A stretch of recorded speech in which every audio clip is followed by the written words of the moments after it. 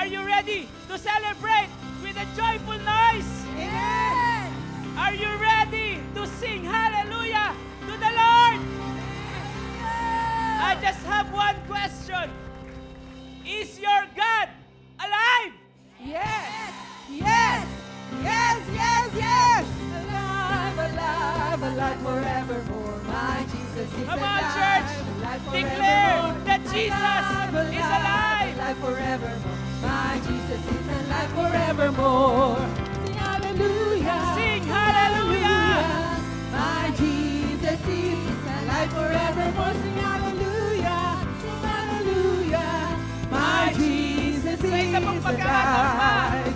Alive. Alive, alive forevermore. My Jesus is alive. Alive forevermore. Alive, alive, alive forevermore. My Jesus is alive forevermore. Sing hallelujah. Hallelujah, hallelujah. My Jesus is alive forevermore. Sing hallelujah, hallelujah. My Jesus is alive. Jesus is My alive. Jesus is My alive. Jesus is alive. My Jesus is Alive. Thank you, Lord. Thank you, Jesus. Hallelujah to the Father. Hallelujah to the Son. And hallelujah to the Holy Spirit. Lord, we give you glory and we give you honor. For you are worthy of our praise, oh God. Oh, thank you, Jesus. You are so awesome, God. You are so magnificent, oh God. Thank you, Lord, for your faithfulness, Lord, for your goodness. And as we pray, as we bow our heads, thank you, Father, Lord, for sending your Son, Jesus, for the ultimate sacrifice on the cross so that we could have a life that is redeemed. Thank you, Lord, for your greatest forgiveness. Thank you, Lord, for your precious blood that shed on the cross of Calvary, the very reason why our sin washed away. Thank you, Lord, for tearing the veil that gave us the chance to be reconciled again to you, Panginoon. Thank you, God. Thank you, Father. Heavenly Father, you are so great. You are glorious. You are alive forevermore.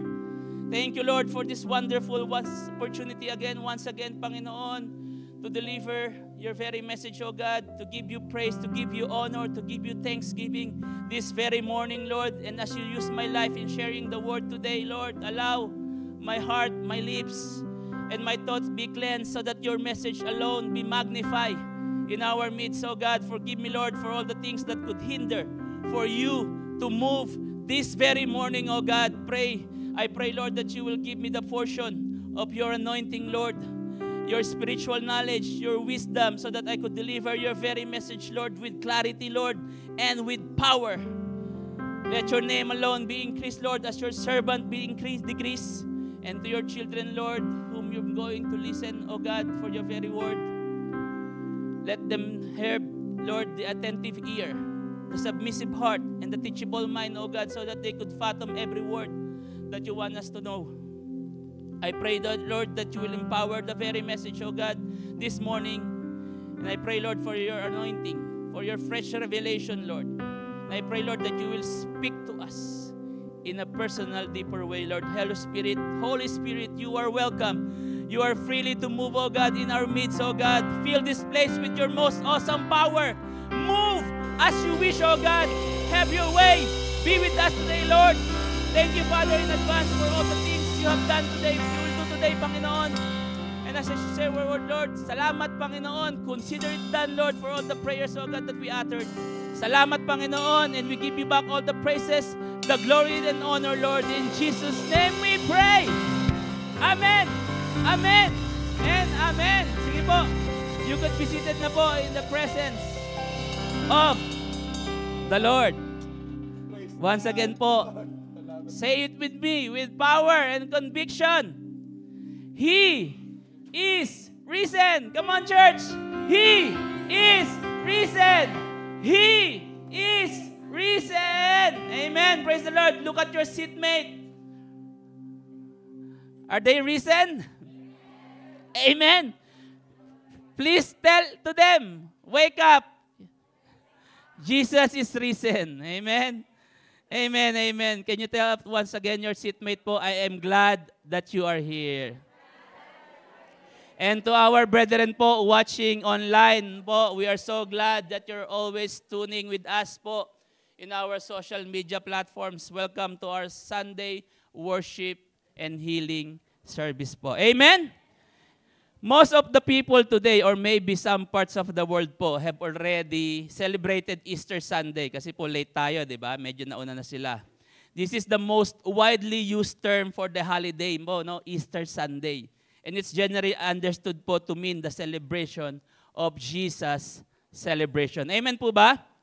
I remember po when I was a kid, no? Mga teenager po, no? Aside from Christmas, the New Year and New Year po, Easter Sunday po is one of the most celebrated po event in our family. Because it is a time po where my long-term relatives po visit us, no, and long friend po will visit you for fiesta. Kasi po, that po, because it is the time po na fiesta rin po sa aming pong town, no. It is so memorable po, for we will never forget because po, one of my grandfather po died on the Easter Sunday. Kaya it's very memorable po yung aking Easter Sunday po. Way back 1993. Tagal na po, no? For me po, back then, I have this thinking po that this Easter Sunday is a national fiesta. Kasi lahat nagdiriwang, no? Tama po. Kala ko yung fiesta sa amin, talagang fiesta lang lahat, no? But later realized po, no, when I come to know Jesus Christ, that Easter Sunday isn't just a regular holidays, no? Or fiestas, but because it is a celebration po of Christ's resurrection. Amen po? Amen? Are you risen po? Are you alive? Amen. Praise the Lord. Ako, yung sabi ko nga po, no, it's just like a simple regular holiday po, yung Easter Sunday. A commemoration. This is po a commemoration po of God's love and Christ's sacrifice po for us to have a life that is paid in full, no? Of our sins. Can you say it and be paid in full? Amen. Whether we called it Easter or Christ's resurrection, the bottom line po is we know that the reason why we celebrate Easter Sunday is because Jesus rose from the dead. Amen? Because of His death po and because of His death, no, we are redeemed from our sins po. And through His resurrection, we became saved. Amen? Can you just give the best clap of praise for, for the salvations we are having right now? Amen. Praise the Lord. Sabi ko nga po dito, the resurrection of Jesus Christ is the cornerstone of our Christian faith. No? Ito yung pinakasabi nga ni Sir Wally kanina. Ito yung, yung highlight, no, of our Christianity. Jesus has risen from the dead that no one could ever do. No? Yung mga gods, no one could ever do. No? This event po, which occurred almost 2,000 years ago, no, is the best attached po fact in human history and experience. Way back 2,000 years ago, Jesus did it on the cross. Christ's resurrection po has been at the heart of the church message po from the day of Pentecost until now. No? By rising po from the dead, Jesus Christ demonstrated that He cleansed us from our sins. Without Christ's resurrection, we have no salvation. That's why it's so important po. That's why we're living right now without sin, no? Free from inherited sins because Christ resurrected. Amen? That is why po it's so important po to relinquish, no? To remember, no, the ultimate sacrifice of the Lord so that we could experience po a life that is free from eternal punishment, no? God sent po His only Son to be paid in full price. No?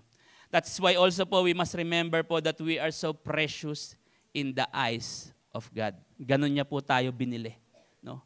Not the amount we could think of, but His own precious blood. No? Can you say to your seatmate, you are precious to God? He never hesitate po. God never hesitate po, neither took a second thought of sending His one and only Son. No? He never blink an eye. No? He never hesitate. Sige, punta ka na dyan. I'll send you so that this mankind will be saved. That's how God loved us so much. Sabi nga po sa Romans 5:8, no? Romans 5:8, but God demonstrate His own love for us in this. When we were still sinners, Christ died for us. Grabe po, no? Isn't it amazing, no? That we're still sinner, Christ died for us. Can you imagine po, no? Can you imagine, no? If your friend po is a sinner and you will die for your friend, are you going to do that? No. Only God can do that. Amen. He is incomparable. This verse po emphasizes the depth of God's love, highlighting that Christ's sacrifice po occurred even when we were undeserving. Can you say it maybe undeserving? Undeserving. Sabi ko nga po, isn't it amazing how God showed His love for you and me? Kung iisipin po natin, isn't it amazing? No? Yung tayo'y makasalanan pero minahal pa rin tayo ng Panginoon. Can we just utter po a simple prayer po of thanksgiving? Sige po, bibigyan ko po kayo ng couple of seconds, Lord. Hallelujah. Thank you, Lord, for your blood, Lord, that shed on the Calvary, Lord, for my freedom, O God, for my salvation, O God. Thank you, Jesus, Lord. Hallelujah. Hallelujah. Sige po, palakpakan natin ang Lord for His goodness, for His love for us. Thank you, Jesus, Lord. Thank you. Thank you, thank you, thank you. John 11:25-26 po, Jesus said to her, I am the resurrection and the life. The one who believes in me will live even though they die. And whoever lives by believing in me will never die. That is the main verse po and the main theme is all about po. And this morning po, the same topic that we will be discussing today is about Christ's sacrifice is the answer. Being reconciled with God. Amen po. And I encourage po everyone to please rise as we going to read po our main verse po, our main text, and our main verse din po for the whole month of April po that can be found in the book of Ephesians 2:13 in NIV. No? Can you read it aloud maybe in 1, 2, 3, go. But now in Christ Jesus, you who once were far away have been brought near by the blood of Christ. Praise the Lord. Sige po, makakaupo na po tayo. Lord, I pray, Lord, that you help us understand the message today. Speak to us, Lord, in Jesus' name. Amen. Amen. Sige po, sige po. This morning po, I took some of the words, no? Some of the words po dyan sa main verse po natin that we will be discussing today po to you, no? To us, no? To you, to the power po of reconciliation. Can you say it maybe reconciliation? That's why I entitled po for today po, Tarahan. Brother Saldi lang, no? I entitled po my message this very morning po, The Most Awaited Reconciliation. Amen? The most awaited reconciliation. Can you say it with me? The most awaited reconciliation. Tatlong bagay lang po pag-uusapan natin. 3 points lang po, 3 topic outline po that we're going to discuss this morning po. Number 1, what are the reasons why we drift away from the Lord? Because reconciliation will not be happen if there's no separation. Amen? Number 2, what are the ways to reconcile with the Lord? And number 3, what are the advantages of being reconciled with the Lord? Amen po? Are you ready? Are you ready? Who among you po, who among us here po, love to watch movies? Wala? Hindi nga. Okay, TV series. Wala pa rin. Ito. K-dramas. Sige, Korean dramas. Biglang sumigaw, no? Maybe some of us po, or may I say most of us here po, are having in love po in watching movies, K-dramas, and TV series. Amen po? But nowadays po, scrolling on the phones are likely to be the new normal. No? But not for me po, no?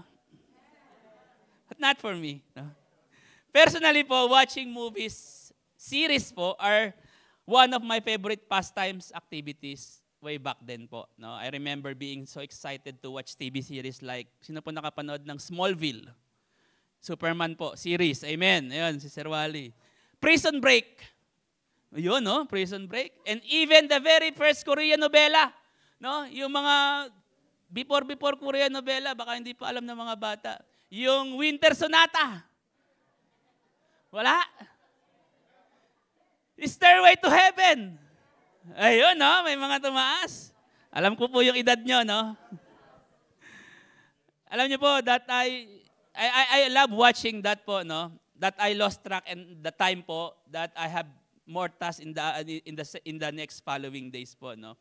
Well, the good and exciting part po watching this drama or this series, these movies po, is how the main characters po, yung most awaited climax, no? Yung most awaited na pagkakataon. Even yung sa Korean novela, yung nagkagalit yung magjowa, tapos magre-reconcile sila. The most awaited, no? Napaka-excited po, no?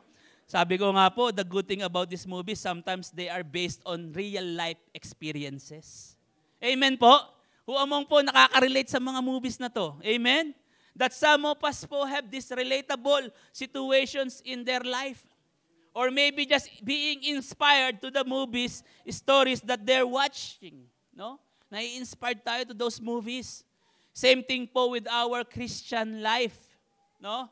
Sometimes walking in Christ might be challenging. No? Amen? May nag-amen na bata, amen. Praise the Lord. Sometimes po, walking in Christ might be challenging. No? There will come a time po that we will experience good times. There will come a time po that we will be going to experience bad times, ups and downs, no? Trials, challenges, that we walked away from the Lord. No? But the very good thing about walking with Christ, we know that there is always a happy ending. Just like what the movies and the K-series drama, laging may happy ending. With Christ, there is always a happy ending. Amen? Amen. You know what is so exciting about having Christ in your life is that we are the main characters of our own movie story. Yung meron tayong movie story na ginagawa, no? Amen? And we are the lead roles, the lead characters. Ang kagandahan po dito, and what this amazes me, our movie director, is none other than the Christ. Amen? Gusto nyo ba yun? Do you like that po? No? Your movie story is directed by the one true living God. Amen? And we all know that if Christ is our director, He has the ability and the power to orchestrate the movie to have a happy ending. Amen? Amen? Ayun yung kagandahan pagka si Lord yung movie director ng buhay mo. No? Happy ending. Haven't you noticed po most of the movies we are watching, main character or the lead roles po always be the happy ending, always have the happy ending amidst of the challenges in the beginning. Fernando po, no? Laging gulpi, pero in the end, siya mananalo. Amen. Yung mga love story, mag-aaway, tapos mag-reunite, no? Ang happy ending pa din. No? That is not far alike with our lives, no? If your own movie stories haven't experienced the happy ending yet, no? Kapag yung movie story ng buhay mo is hindi mo pa nakikita yung happy ending, it means it doesn't end, no? It hindi pa tapos, no? Amen. It means that you are just probably in your first quarter story, no? First quarter stage of your story. And if the director of your movie let you experience hardships, trials, and challenges, it simply means that those things will come to pass. No? Amen? Just like with us. If ngayon nakakaranas tayo, if you're experiencing hardships and trials and challenges, ibig sabihin, nasa first quarter pa lang tayo ng movie story natin. Amen? Amen? Parang ayaw niyong umamen. If you believe po that your director po is none other than the creator of the world po, no? Which is the Lord, who risen from the dead, you will know that your story is not yet end. Amen. You are just in the process of your movie story. Just like the Bible po that we are going to discuss later, no? The main role experience po, the main role also experienced hardships and trials po, no? To the point of his most awaited reconciliation, no? Yung drama ng buhay ng lead role natin mamaya, no? The most awaited reconciliation po. Again, church, if your life po has been shaky lately, no? Circumstances po, uncertainties po in life, and you feel po that you are being defeated, no? Sa movie story ng buhay nyo, no? And you might think po that the story of your life is about to end. Hindi pa po, no? If you're struggling po lately, ibig sabihin, nandun pa lang kayo sa first quarter ng movie ng buhay nyo. Amen? Or maybe, iba yung director ng buhay ninyo. Nagigets po natin. Are you getting this, church? Amen? If you feel that you are hopeless and you can make it through, and you feel that you're tired already, you want to give up, maybe ibang director yung director ng buhay ninyo. Think again. Amen? Because if you believe that God is your one and only director of your movie story, you will not be shaken with your problems. You will not be shaken by your circumstances because you know this is just a process of your movie story. Amen? That in the world, sabi nga po sa John 63, no? I have told you all this so that you may have peace in me. Here on earth, you will have many trials and sorrow, but take heart because I have overcome the world. That in this world po, the own movie we are making, we might experience trials. No? But God, being the director of our movie story, we know that there is a future ahead of us. Amen. We might experience hardships right now po, but don't be discouraged because God will give you peace that you will need. Amen? Praise be to God po. Sige po, let's give God the best clap of praise. As I mentioned po earlier po, sabi ko nga po kanina, we will only have 3 points po to discuss. That's just my introduction. No? Give me more 2.5 hours pa po. No? Sabi ko nga po, 3 points. And my title po is Most Awaited what? If we want to know about reconciliation po, syempre kailangan natin malaman. We have to know what is reconciliation is all about. Amen? What is reconciliation po? As I search po to the web po, sabi niya doon, bringing again into unity and to restore harmony. In biblical perspective naman po, there is a need po for reconciliation between God and man because of the alienation between them which has its source in human sins. That's why we became separated from the Lord because of that sin. That's why po we need reconciliation again. Amen? Amen? Sabi ko po dito, reconciliation will only take place if there is a separation. Wala pong word, there's no word of reconciliation without the word takes place po of being separated. Amen? That's why po it's so important po to know the foundation po why we need reconciliation.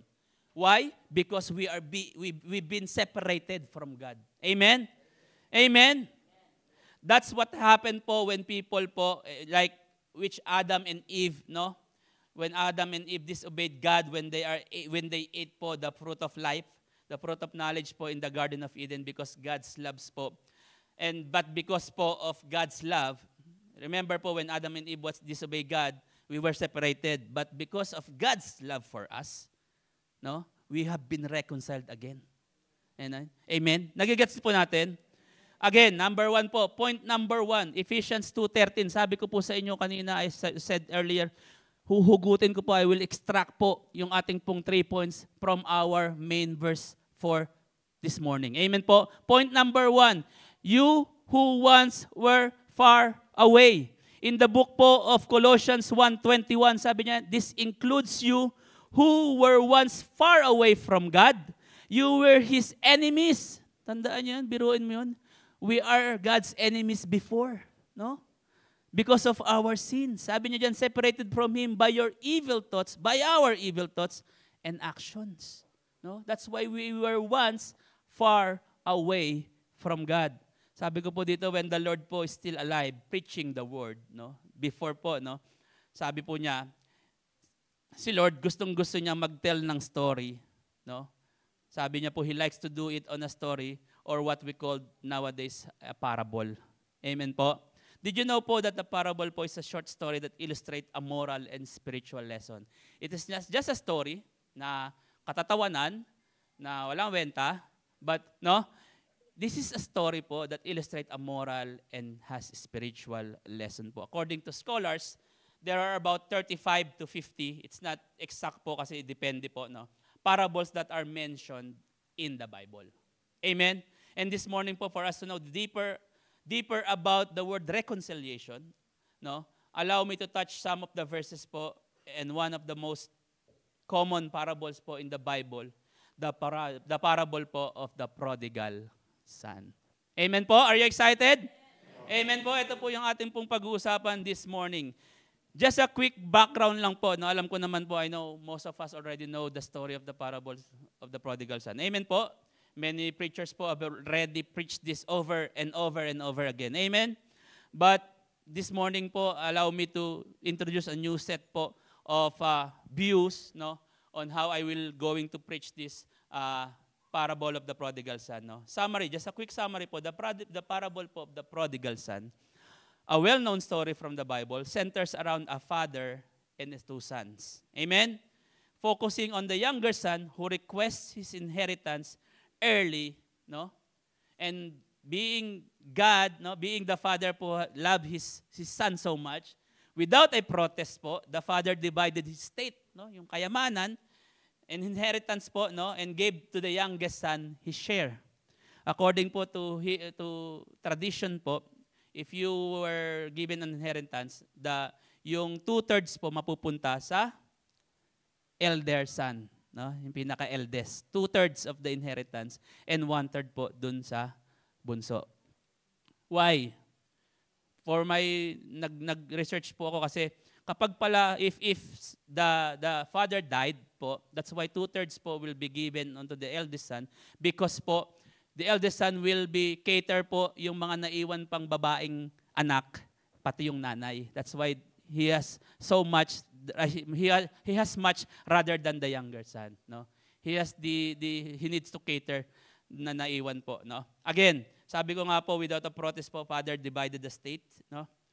And somewhere along the way, in turn po, the youngest son then gathered everything together, which means he liquidated his entire share into money and squandered it, no?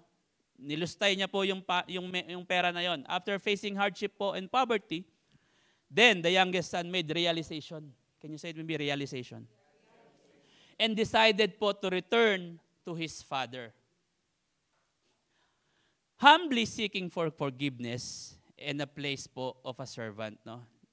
Sabi niya po dun sa story, if I will go back to my father, I will be a servant only, no? Yun na lang yung gusto niya, not as being as his son.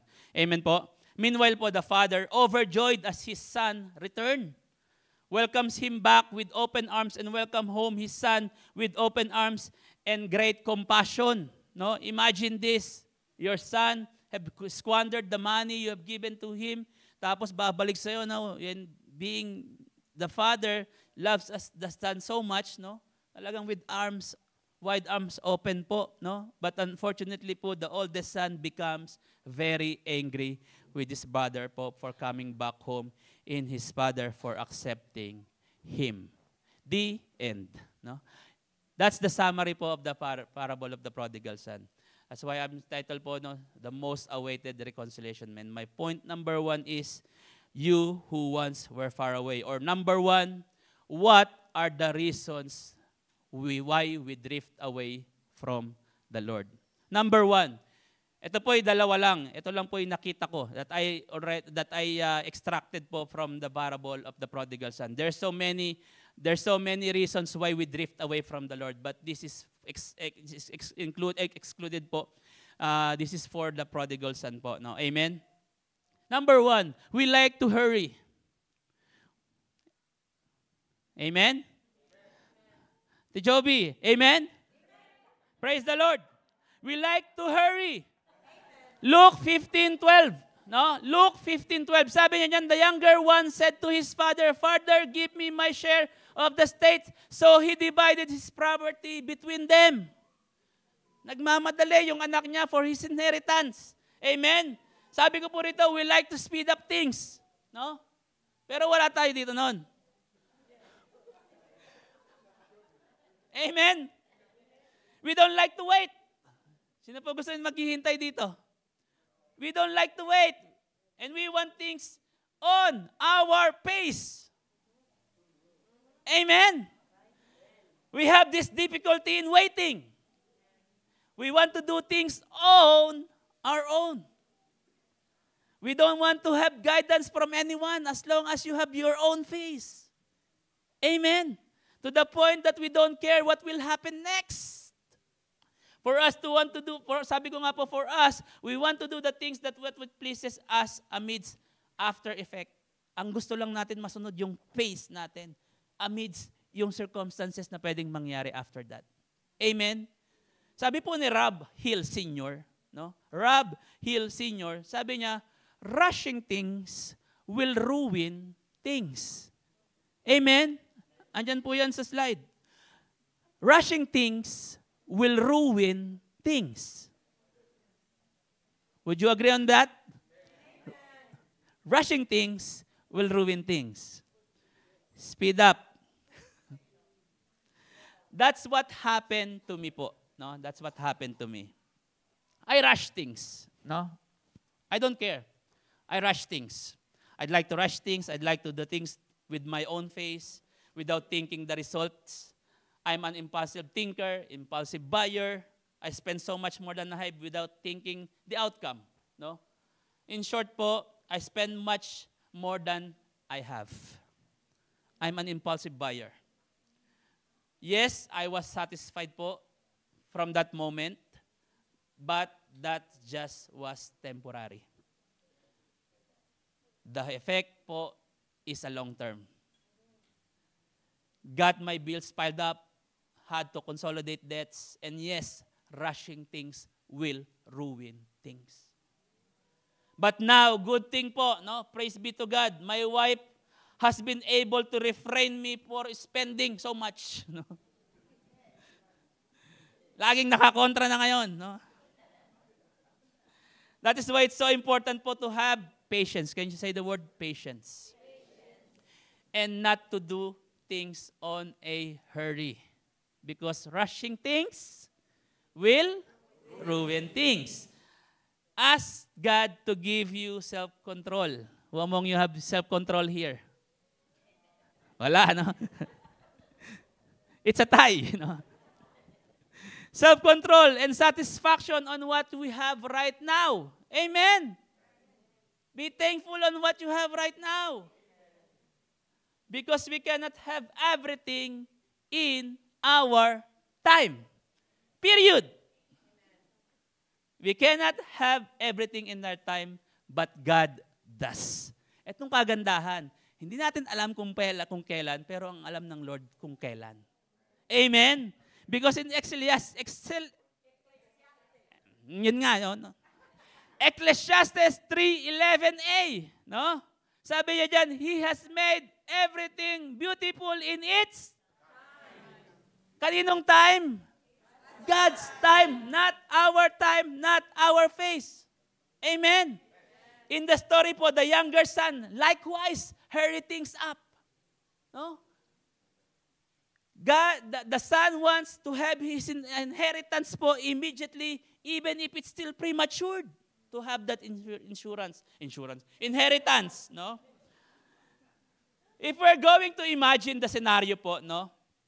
It feels like the son wanted the father dead. Amen? Ganun po yung picture out eh. I want my inheritance, but your father's still alive. How can you get the inheritance if your father's still alive? That's what the son is thinking. He wants to hurry up things. He wants his share already. He wants his inheritance already, even though his father's still alive. Same way thinking. He wants his father dead. And that is not good at all. Amen? Amen? But because of father's love to his son, no? Because of his father's love to his son, he gave it without hesitation. Alam nyo, ganyan din ang Panginoon sa atin. God is giving us everything that we want without hesitation. No? Sometimes we are just hurrying things up. No? Sabi ko nga po dito, that's the bad thing about hurrying things up. We will know that it will have an after effect. No? Amen? And most likely, it is a negative effect. Are you agree on that po? Will you agree on that? And we all know negative po effect will have negative consequences. Amen? Just like what happened to me, hurrying things up. No? Now I'm filing my debts. No? I had to consolidate. Those things are not the plan for my life. For your life too. He wants us to prosper and not piled up with debts. Amen? Hindi gusto ng Lord na mangutang tayo. Amen?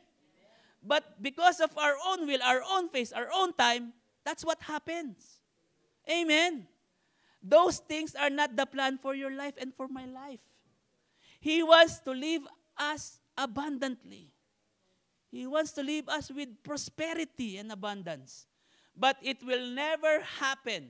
Again, it will never happen if you will rushing things up. Amen? That will happen all the time. We will never experience the great plans of the Lord within our lives if we will hurry up things. Point number 1, why we drift away po from the Lord, we like to commit sins. Amen? Amen? We like to commit sins. Luke 15:13 says here po. Sige nga po, pwede pong pakibasa in 1, 2, 3, go.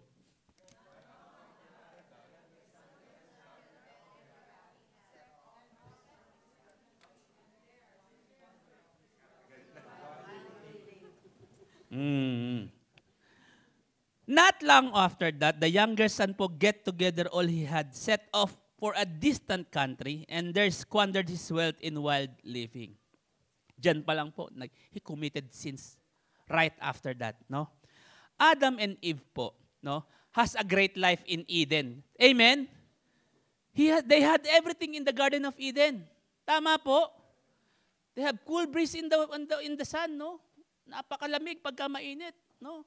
And warm after malamig naman, meron silang warm.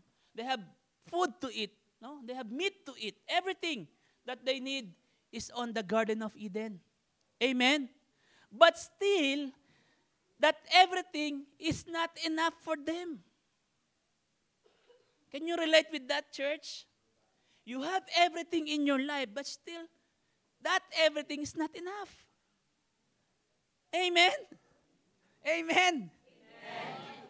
The son, sabi ko nga po dito, ayaw niyo sumagot ha, that even though they already know that there will be consequences if they will disobey, they still committed that sin, that disobedience po. Amen? Remember when God told Adam and Eve, huwag niyong kakainin to, don't eat from this tree.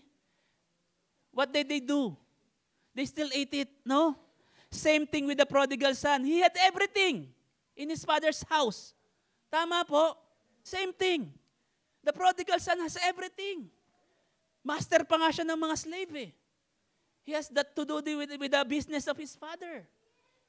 He lived in luxurious po, living po in his father's house.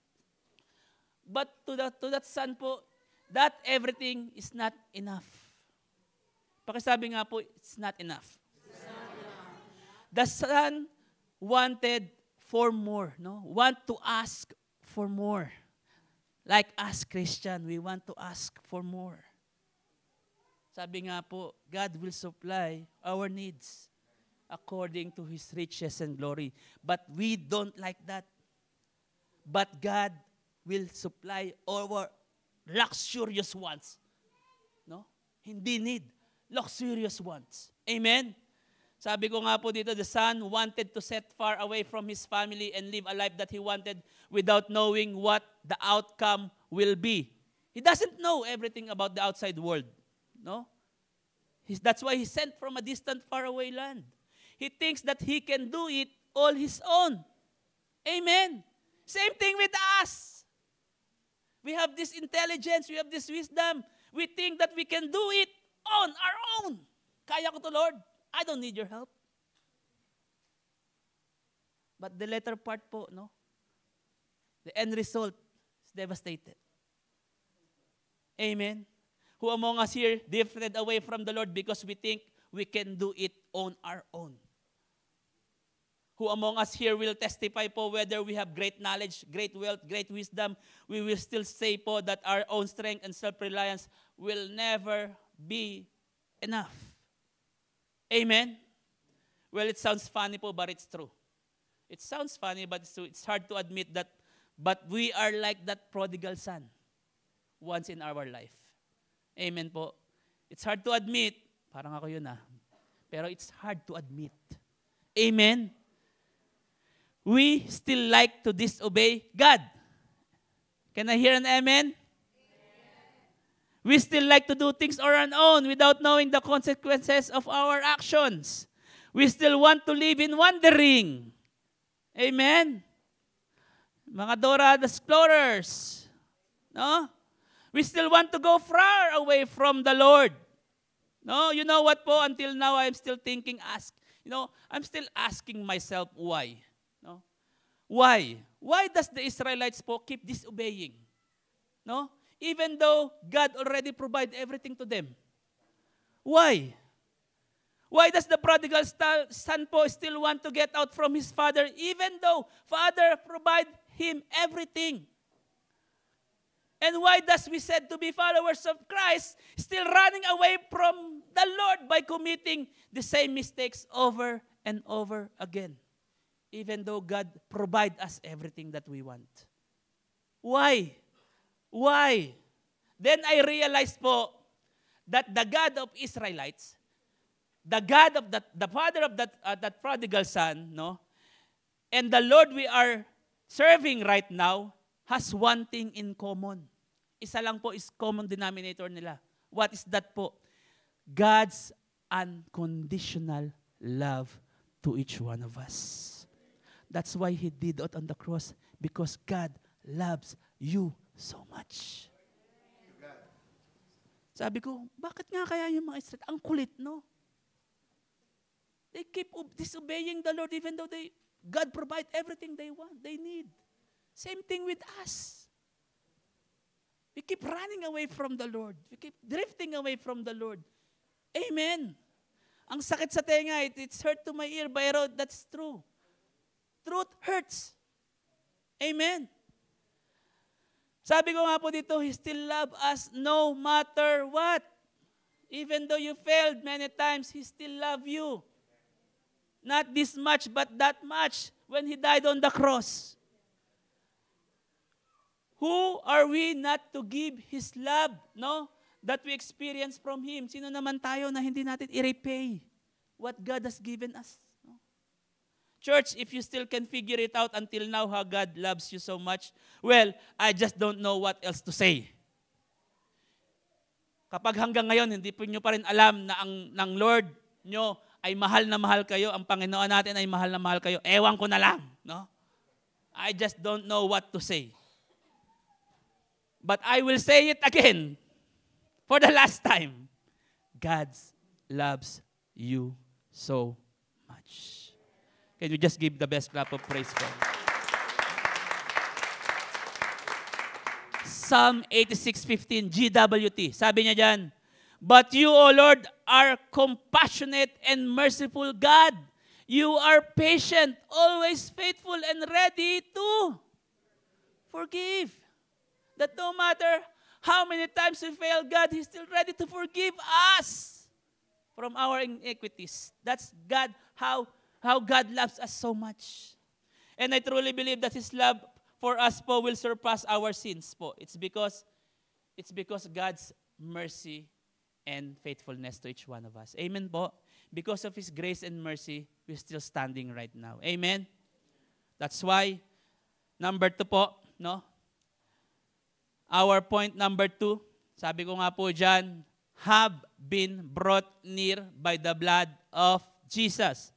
Amen? Point number 2, pakibasa nga po, have been brought.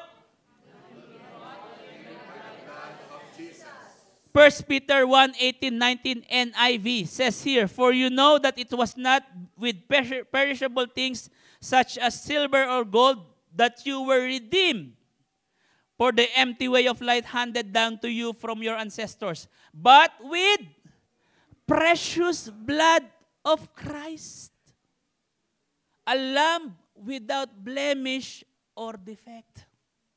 Point number 2, what are the ways to reconcile with the Lord? Colossians 1:20 NLT. Can you read it with me? 1, 2, 3, go.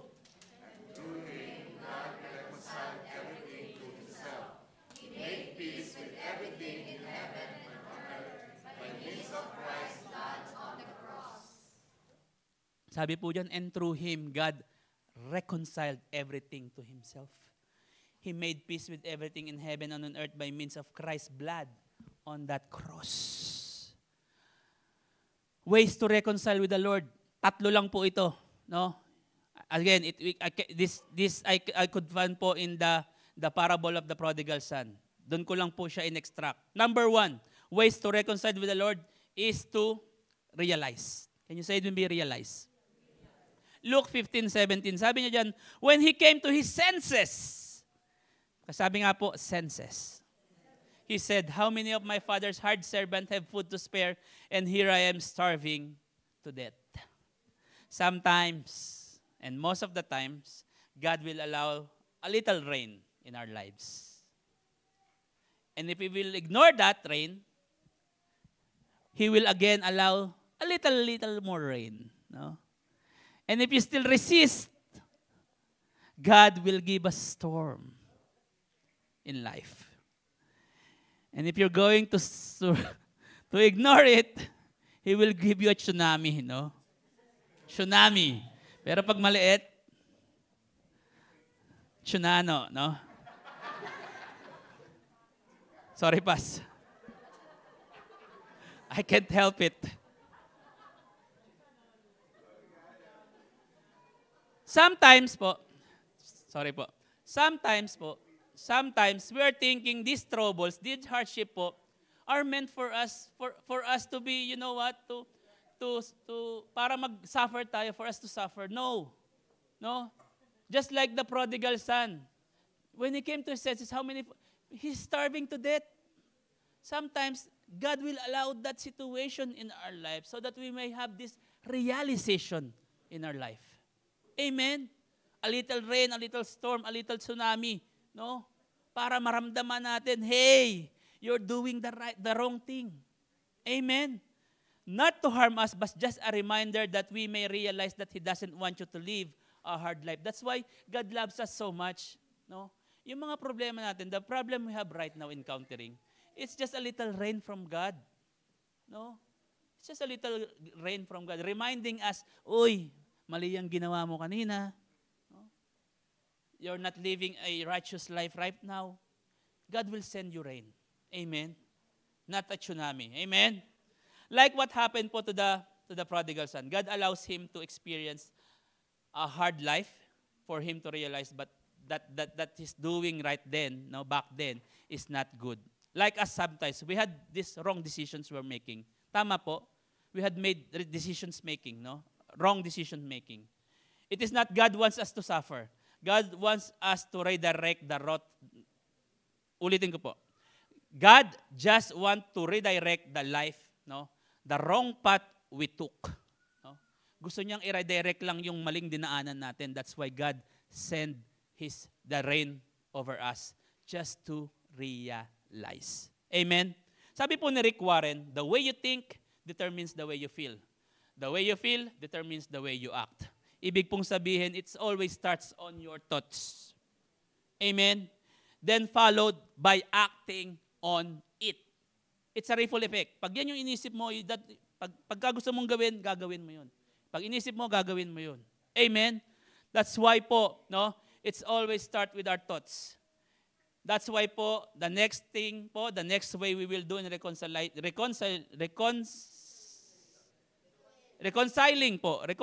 with the Lord po, we need to act by reaching out. No? Can you say it with me? Reaching out. Reach out. Nalala ko si Garby, reaching out to you. No? Sorry, Pas. Reach out. Luke 15:18, sabi niya, I will set out and go back to my fathers and say it to him, Father, I have sinned against heaven and against you. What did the prodigal son did? He reached out.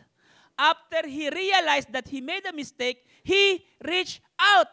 No? Ano sabi niya? I will set out and go back to my father.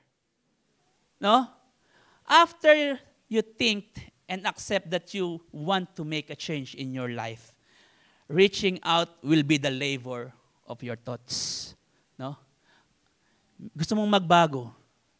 Iniisip mo, pero ayaw mong gawin. No? It's useless. That's why if you want to have a reconciliation with the Lord, or reconciliation to everything, no, you need to reach out or act it out. Can you say to me, act it out? We need to make the initiatives so that our thoughts will put into actions. There are no things that couldn't be done without taking action into it.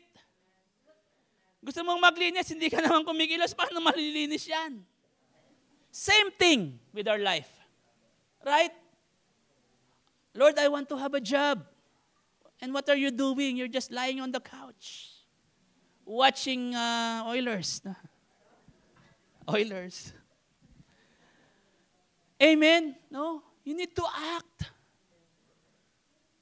You need to reach out. You need to do what you're thinking, no? We need to make the initiatives.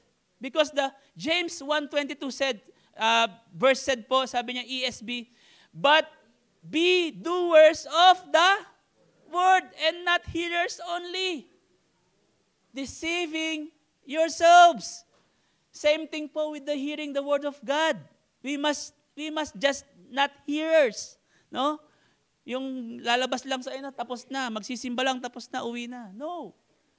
Kasi kapag simba tayo ng simba, tapos hindi naman pumapasok, niloloko nyo lang sarili nyo.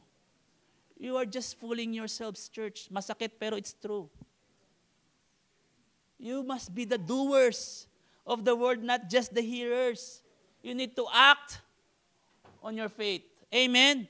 Same thing po, no? Sabi ko nga po, like what happened to the prodigal son. He just not only think what's right by going back to his father. He made initiatives to go back to his father.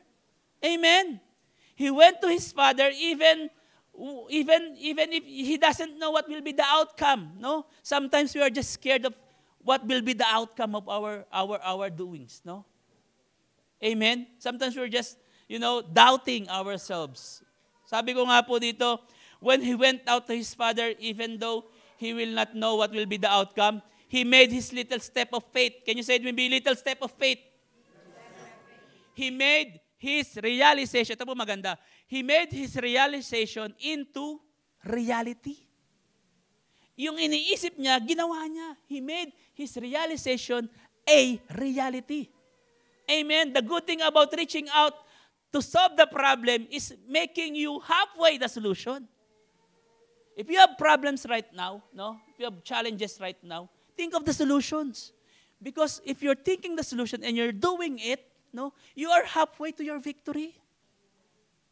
Nandun na kayo sa kalagitnaan, hindi yung pababayaan nyo lang. Have your little step of faith. Amen. Yes, we made the wrong decisions in life, but it's never too late. Amen. We must not be scared in making our little steps towards making it right. Those little steps po will make us right. Little by little step of your faith. Likewise po with our faith. Yes, we commit mistakes from time to time. That's what fleshly desires can do to us, and that will make turn away from the Lord. Yung ating pong mga maliliit na sins, unconfessed sins, that will drift you away from the Lord. No?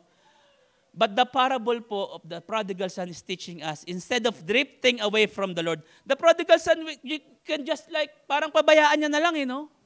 Have you think of that po? Na nagkamali na siya, parang panindigan ko na lang, nagkamali na ako No? We will just, panindigan niya na lang yung mga ginawa niya because he is scared, no? To be scolded by his father. That's what happened to us Christians once we commit mistakes. We want to drift away because we don't want to come to Jesus. We're so scared, no? Sabi ko nga po, make yourself to be closer and closer to God by making little steps towards Him. No? Amen po? Yung paglapit po sa Lord, just a little step, little by little, and you will get closer to the Lord. Hebrews 4:16, GNT, sabi niya dyan, let us have this confidence. Ito yung gusto natin dapat meron tayo. May confidence tayo to move closer to the Lord. Then, the approach to God's throne. No? Kasi sometimes tayo nahihiya. Filipinos are known to be mahiyain. No? Pag niyaya ka, kain tayo. Hindi, kumain na ako, pero nagrarumble yung tiyan mo. No? Amen? Ganun tayo And that's what Christians are like now. If we drift away, we have the confidence to, kasi nagkasala tayo, ayaw mo lumapit sa Lord. You don't want to go with the Lord. Sabi nga po, pero this verse po remind us po, let us this confidence, no, in coming to and approach the God's throne, where there is grace. Andun yung grace para sa bawat isa sa atin. God is not looking for your mistakes. God is looking into your heart. No? There will be received, there we will receive. Ito lang, hindi niya sinabing, lumapit ka lang, ewan ko kung pagbibigyan kita. There we will receive mercy and find grace to help us just when we need it. Paglapit natin sa Lord, if you get closer to the Lord, automatic, God will give you grace and mercy. Stop condemning yourself. God is a gracious God. Amen? You believe in that? Let us have this confidence po, no, to come before the Lord instead of condemning ourselves. Let us come to His throne of grace that we may ask help. Amen? The last thing po that the prodigal son, so that he could reconcile to his father, is he repent. Can you say it with me, repent? He repented.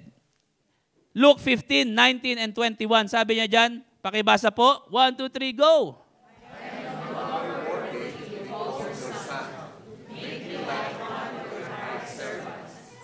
Son said to him, Father, I have sinned against heaven and against you.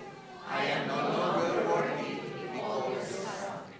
This is what I like about this prodigal son. He has this humble heart. He has this humility to accept that he made mistakes. No? This is a genuine repentance because meron siya, nag-think siya, he realized that he had mistakes. He reached out because he knows that that's the right thing to do. And then he repented genuinely. No? That is what looking to each one of us, church. Don't condemn yourselves by making sins, no? By committing those mistakes. No? God is always ready to give you grace and mercy, to give us the grace and mercy. That's why I'm standing here, not because of my skills. No, I am not worthy to be here. Just like what the prodigal said, I am no longer to be called your son because of my mistakes. But here I am standing in front of you, not because of my skills, but because of God's grace and mercy. Amen? It's not me, but by the grace of mercy. That's why you and I are using by the Lord in His ministry, not because your talents, not because you're good on singing, good on dancing, no. It's because of God's grace and mercy. Most of us po know repentance is all about. Alam na natin to. Repentance po in the Bible means that you turn away from sins and start following God completely. That's the term po. Following God completely, not occasionally. Pag gusto niya lang. No. We all know po in the Philippines, every Good Friday, no? Last Friday po, I've watched so many videos po regarding yung mga devotion act po ng mga tao doon, no? Yung they reenacting po yung hardships po ng Lord, no, during the cross of Calvary. Some were being nailed in the cross, may nagpapako, no. Some were slashing their back, no, with paddle or something, no. Ano yan? Basta yun, no. Customized paddle, no. Customized. Some were carrying heavy cross, no. Natawa nga po ako sa Facebook, nakwento lang sa akin, no? Nakita ko po, nasabi po sa akin. Yung cross, he's carrying the cross and someone, sumakay siya sa cross para mas mabigat. Ngayon, nabigatan tong isa, bimabati na jakan, no? Isn't it funny, no? It's reenacting what God did on the cross of Calvary. It's useless because God already paid in full last 2,000 years ago, no? But unfortunately po, no, yung mga taong yun, they're doing devotions, they're penitensya, tapos papako sa krus. And right after their devotion act, they will go with their companion, drinking wine, drinking beer. That's not a true repentance. No? It's a fanatic. Sadly to say po, that's not repentance is all about. Repentance is not hurting yourself. Repentance po is coming from your heart. The true reason why we are celebrating po resurrection is to remind us that He already paid in full in the cross of Calvary. And we are not obliged to do that the same thing that God did in the cross of Calvary. Hindi natin kailangang reenact yun. Sorry to say, sadly. No? But it's not the way repentance is all about. Repentance is to accept that you have sinned. No, you admit that you have sinned. That you ask for forgiveness and you will turn away from that sins completely, not occasionally. You know po, David is known to be a man after God's own heart. No? We could see po in Book of Samuel, first Book of Samuel po. David's initial fall, no, eventual fall po into sin and repentance highlighted the importance of a constant, renewed heart and a willingness to seek God's forgiveness. That's why he called the God after man's heart. No? The story of David po serves as a reminder that God's grace can be extended to all of us. Not just with David, but to all of us. Amen? While being imperfect po, David's heart was marked by a genuine desire to please God and willingness to follow God's will. That's a true repentance, following God's will in our lives. Same as everyone else po, we are not perfect. Nobody is perfect. Amen? We are imperfect like David, like that prodigal son. But they choose to make their act of genuine repentance. That's what we're going to do po. No? If we want to be reconciled with the Lord, we need to have this genuine repentance with the Lord. Not with the act. No? Not the crawling around here to cry every time we have an altar call. Not that. No? Amen? Amen? Sabi po dito sa Acts, andyan pa kayo? Acts 3:19, AMP version. Sabi po dito, so repent, change your inner self, your old way of thinking, regret past sins. No, ang ganda eh. No? Repent, change the inner self. Your old way of thinking. Kung nagkamali na kayo, huwag yun ang pakialaman yun. Move on. No? After the prodigal son realized his mistake, reaching out to his father and repent genuinely, he received forgiveness to his father. Amen? From his father. And not only the father gave the forgiveness, the son not only have this forgiveness to his father, but he also reconciled with his father. This is the most awaited reconciliation. Yung patawarin tayo ng mga ginawa natin ng pagkakamali. Have you still unforgiveness in your heart right now po? just like the father, no? No, just like the prodigal son, I mean, no? Repent, no? Ask for forgiveness, ask genuinely, no? Luke 15:20, sabi niya po, wala po dyan, no? Sabi niya dyan sa Luke 15:20, when he sees prodigal son, no? So he get up and went to his father. While we still long way off, his father saw him, was filled with compassion for him. He ran to his son. He threw his arms around him and kissed him. Ang sarap ng greatest reconciliation ng nangyari within the prodigal son and his father. The most awaited reconciliation. This is amazing, no? This is amazing if you will come and repent truly to the Lord. Amen? He will not judge you according to what you've done. Amen? God will look into your genuine heart of repentance.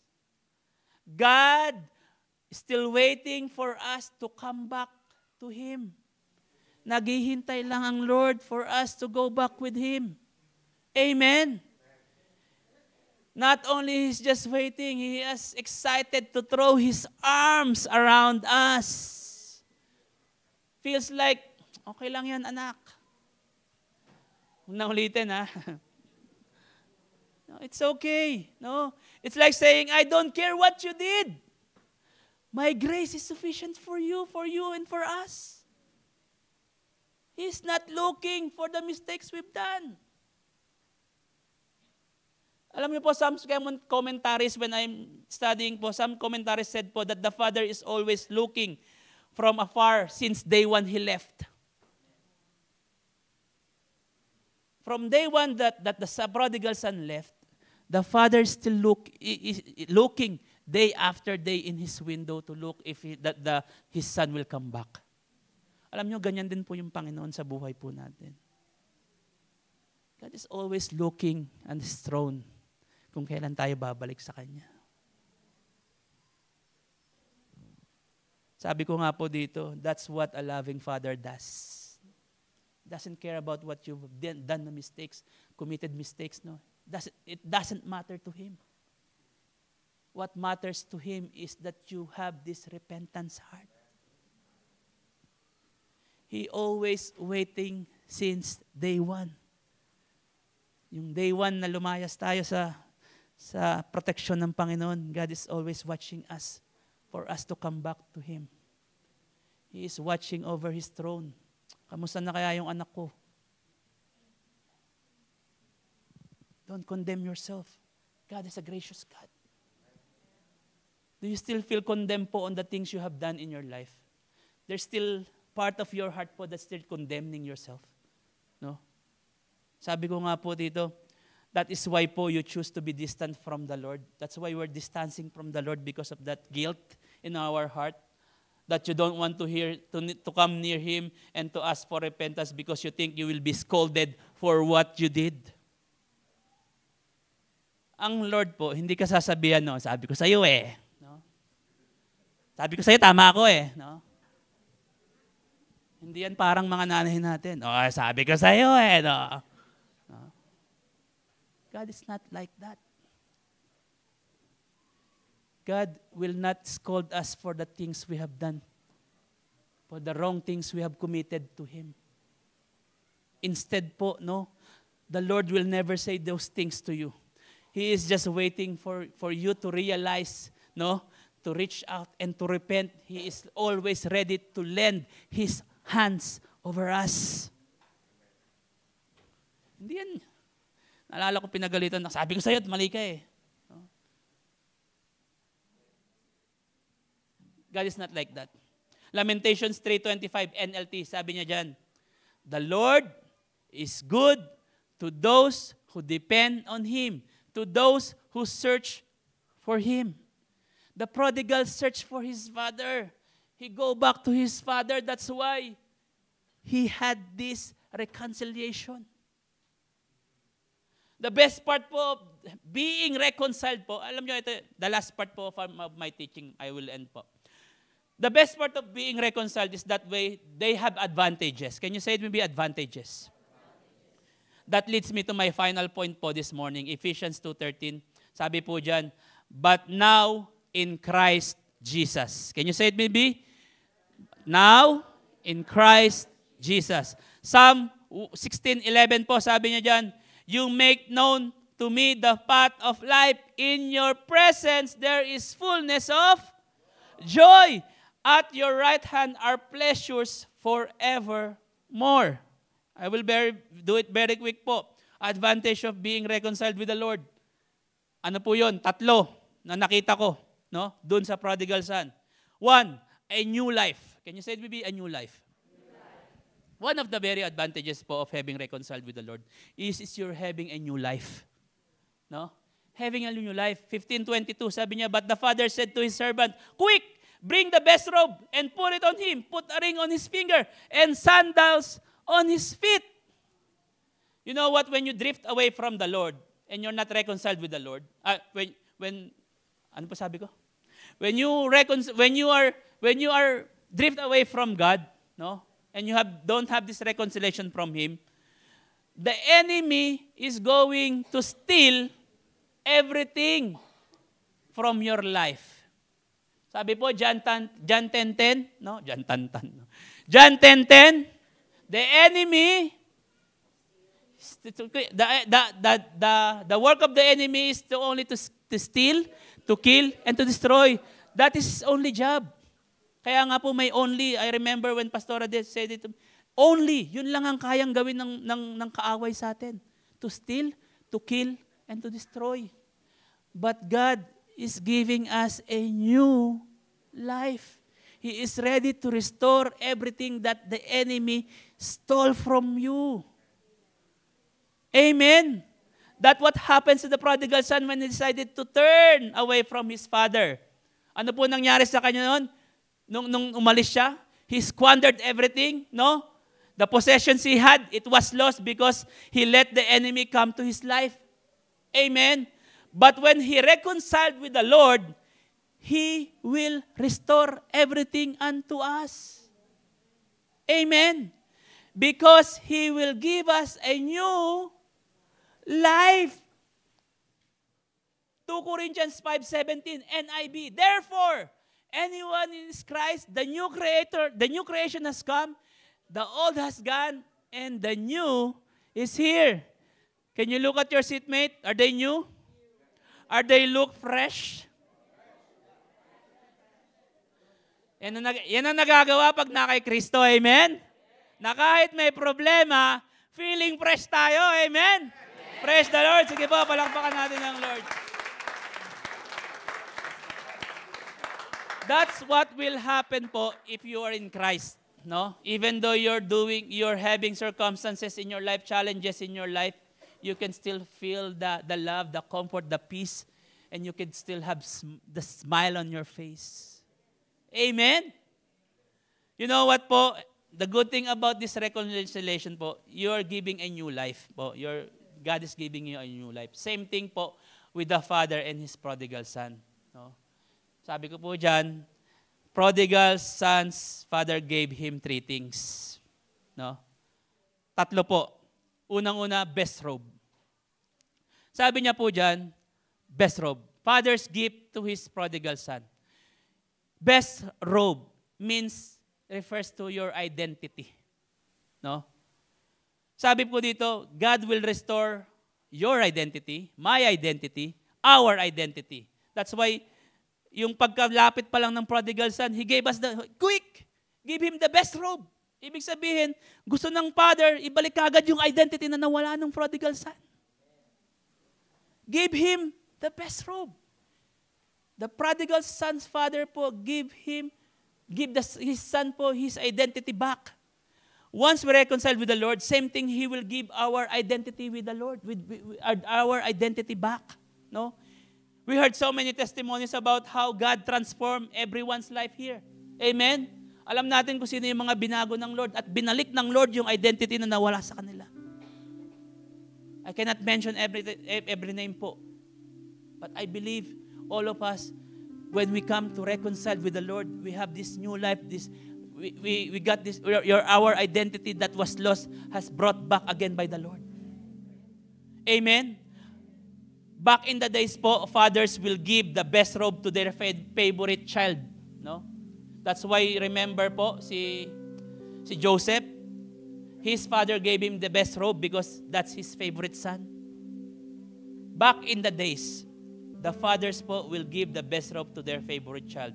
Same thing with the Lord. Same thing with the Lord you are serving right now. Not only He will bring your identity back, but you will be also become His apple of the eye. He will become your favorite. God will become your kayo yung magiging favorite child ni Lord. Alam nyo na yon. Amen. Isn't it amazing, no? We will become His favorite child. Kung hindi tayo favorite sa pamilya natin, but with God, we are so favored. Amen. We are so favored. Who wants to be a favorite child of God? Amen. You need to be reconciled with the Lord.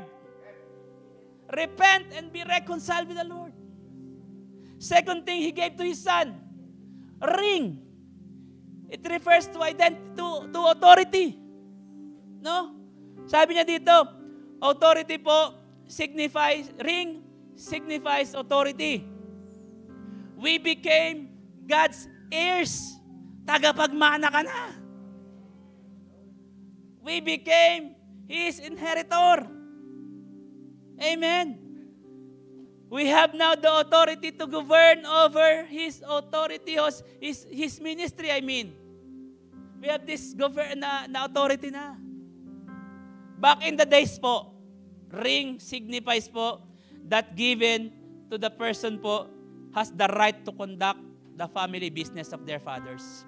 Pag meron kang ring, we have this authority na pwede kang pumirma sa mga cheque nila.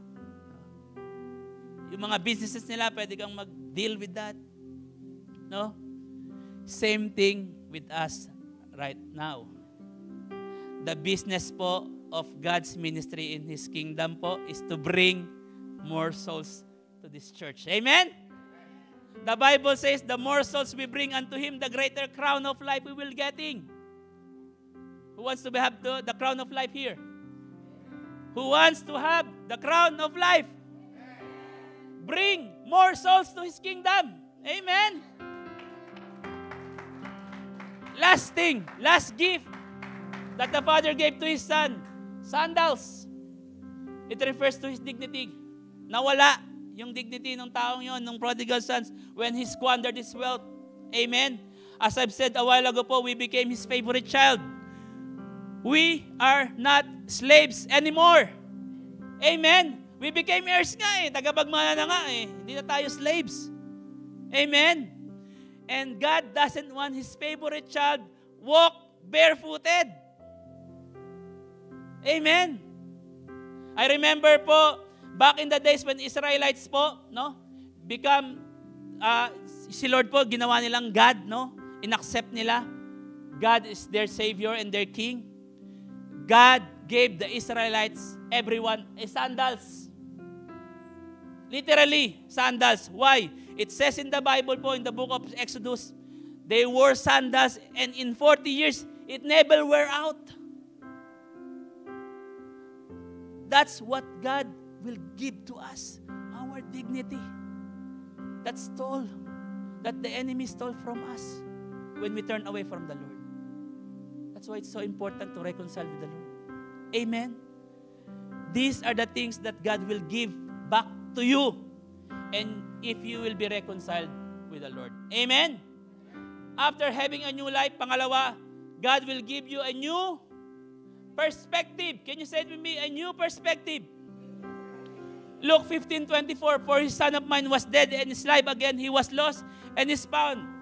So they began to celebrate, no? This happened po, God, kapag po tayo po'y bumalik sa Panginoon, we will reconcile po with the Lord. God will give you a new perspective in life. Same thing with this prodigal son po, no? This happened po when the younger son thinks that having money, that's why he left, di ba? He wants his shares. That he thought that time, no? If you have this money, this wealth, you will be happy. No? But in the end, it doesn't do like that. No? Amen. The moment he realized all these things, he quickly changed his perspective. Nung nawala yung pera niya, he quickly changed. Sabi niya nga, he come to his senses. He quickly changed his perspective. In fact, he is willing to be his father's servant just to keep him in the house. No? Mali na, iba na yung perspective niya. If iba-iba yan, babalik ko sa tatay ko naman yun eh. But he is not. He changed his perspective. Because he later realized that this money, this wealth is nothing. That's what happened if you reconciled with the Lord, no? You would now see things how God see things. Kung ano yung nakikita ng Panginoon, ganoon na rin tayo mag-isip. Amen? Just like us po, when we got to know Christ before, we think that treasure of earth, yung treasures ng earth po, is the most important thing in this world. Alam niyo po, this is a personal testimony. When I came here po, ang gusto ko lang mag-ipon ng pera to save money. Hindi ko pa kilala ang Lord. Pero my perspective changed when I got to know Jesus Christ. That it's not about the treasures in earth. It's all about the eternal life in heaven. Sabi ko nga po dito, yes, we need to have this earthly possession so that we could survive. Survive. Can you say the word survive? Makasurvive lang hindi po importante. Because here on earth is just temporary. Hindi natin lugar to. This is not our place. It's just temporary. Just to survive, we need that money. But aside from that, we need an eternal life in heaven. And that's what matters most. Amen? Matthew 6:19-21 NASB, mabilis na lang po. Do not store up yourselves treasure on earth, where moth and rust destroy, and where thieves breaks and steal. No? Amen? But store up yourselves stores in heaven, where neither moths or rust destroys, and where thieves do not break or steal. For where your treasure is, there is your heart will be also. Change your perspective, church. It's not about the treasures here on earth. The last thing po, the last advantages po of being reconciled with the Lord, with God, in the parable po of the prodigal son is that God will give you a new chance. Can you say with me, a new chance? A new chance. John Lloyd lang, ano? Luke 15, 28, 29, 31, 32. No? Sabi po dyan, the older brother became angry and refused to go in. So his father went out and pleaded with him. The elder brother, church, listen. The elder brother was so angry. He don't want to give another chance to the younger son. Are you getting this, church? A new chance. People might not give us second chance that we need like the elder brother. But his brother pleaded to give his younger brother a chance. Father has pleaded to his older brother. Ganon din po yung ginagawa sa atin ng Lord sa buhay natin. God is giving us a second chance. The good thing about second chance po is that having this second chance, meron tayong chance to redeem ourselves. To redeem for all the things that we've committed. The same thing why we're still living here on earth po without condemnation, because God gave us a second chance. That's why we're not condemning ourselves anymore. Why? Because God gave already the second chance that we need. God is always giving us a fresh start. Lamentations 3:23, they are new every morning. Your faithfulness is abundant. Fresh every morning. If you commit mistakes yesterday, doesn't matter to the Lord. God is giving you a fresh start today. And if you have this second thought po, no, condemning yourselves, don't. Because God is always ready to forgive everything. Amen? Everyone deserves a new chance. Sabi ko nga po, you need to utilize that chances. Please stand po as I conclude.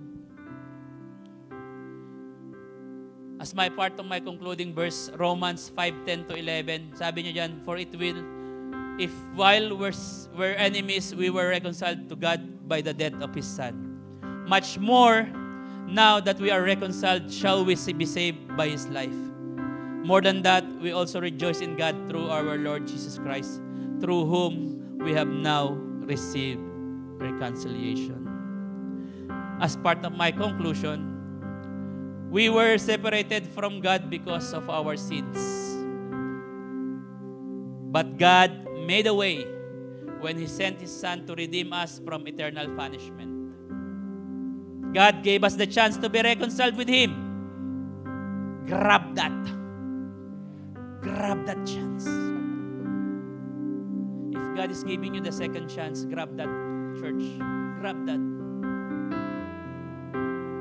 Hindi nyo alam kung kailan uli mangyayari yun. Grab that. He already made a way. Choose to take that path so that we might enjoy the advantages of reconciliations we receive. Sabi ko po dito, the prodigal son demonstrate po the greatest love of God for His children. That even we walk astray and drift away from the Lord, here is the Lord waiting for us to come back. He doesn't care about what you did. He cares about your repentance, your genuine repentance. God will still welcome us with wide arms open if we come back. His faithfulness, God's faithfulness, His muchness. His mercy is endless. Lord, thank you po for loving us. Thank you, Lord, for choosing us to become your child, to be your heirs of your kingdom. Thank you, God, for letting your Son to redeem us so that we could have an eternal life. Thank you, God, for everything, for all you've done. And as we sing this song po, sabi po doon, what love the Father has lavished on us. And as we sing,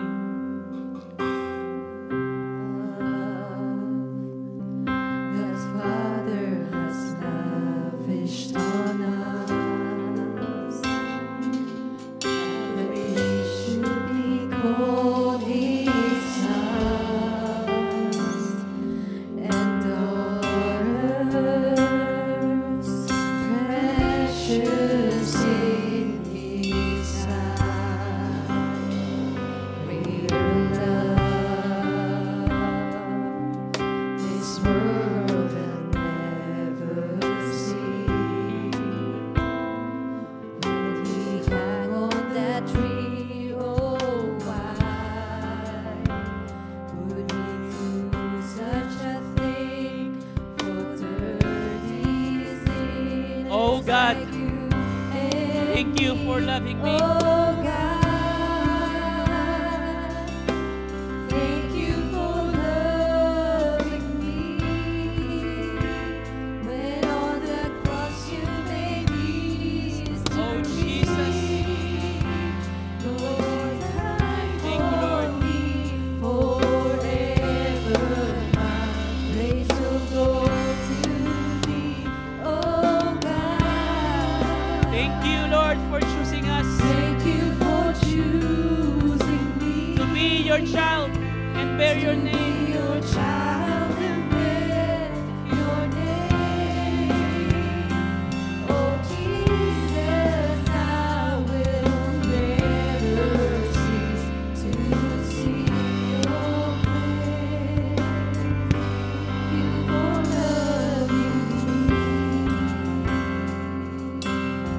As we sing again, your love me. is patient and humble and kind. It's greater than all my sin All my sin. because it always protects.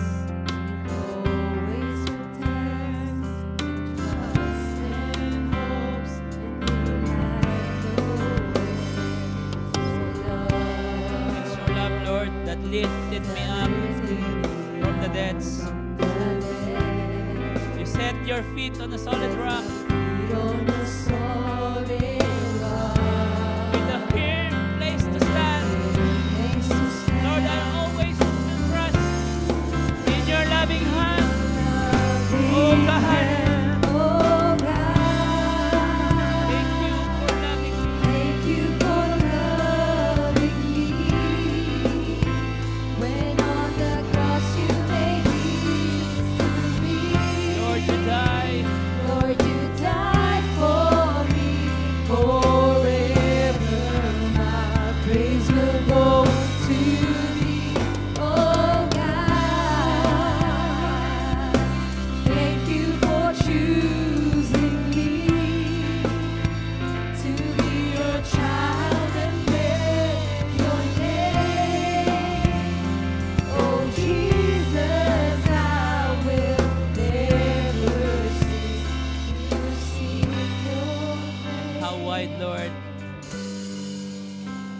How wide, how long, how high, Come on, how church. deep, how Imagine the love of God love for me. is incomparable How high, because His greater love for us how cannot be measured, is immeasurable. this is your love. And how wide, How wide, how long, how high, how deep, how endless is your love for me.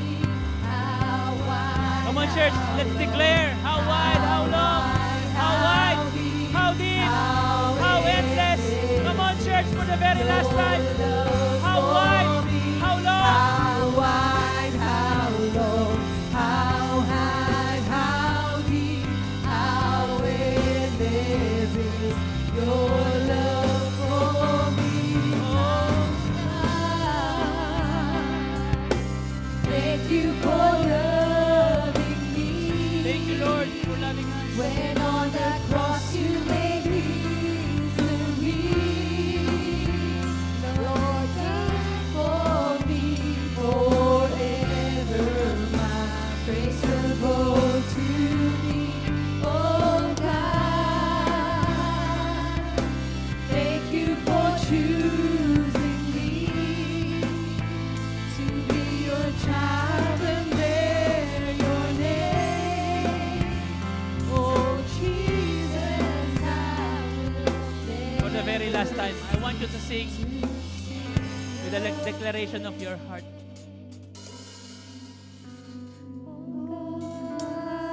Come on, church, declare that you are so thankful for the Lord, for loving us, for loving you, for giving us the salvation, for dying us in the cross.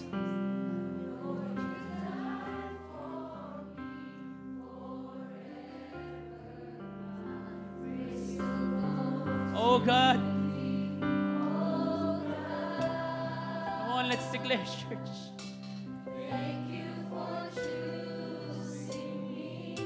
To be your child, bear your name.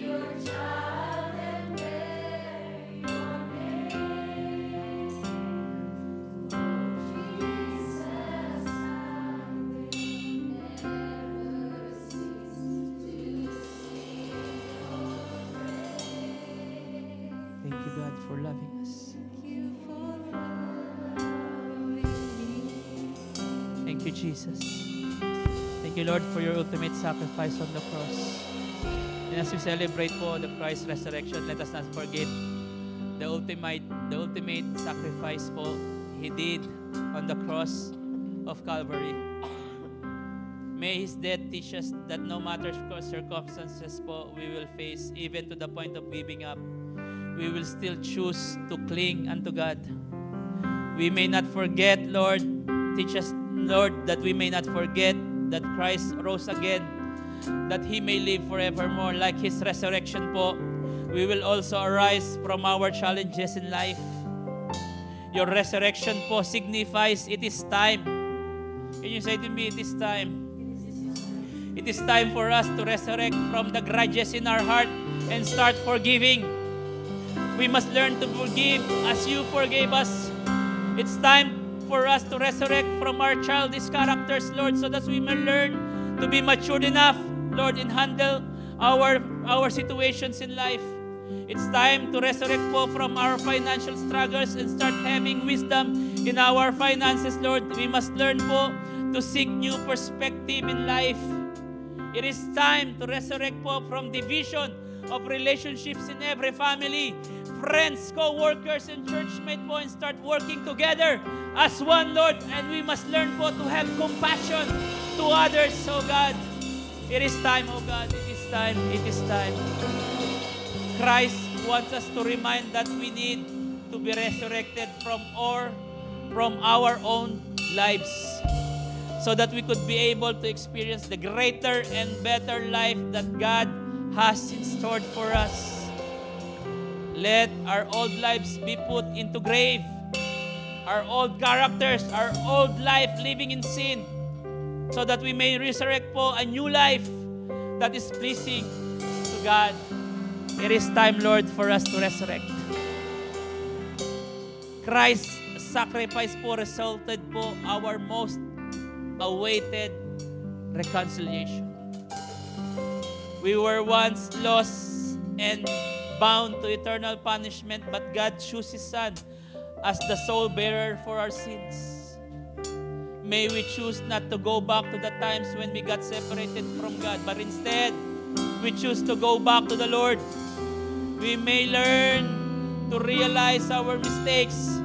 We may take the initiatives to reach out and seek You, so that we may come to express our genuine repentance for us to be reconciled once again to You, Panginoon. Indeed, that through Your blood that shed on the cross of Calvary, we got to be reconciled. And we got to experience a new chance, a new perspective, and a new life. Father, we thank You and we bless You, Lord, and we give You all the praises, the glory, the honor, because You are alive and You are risen from the dead. Happy Resurrection Day. God bless everyone.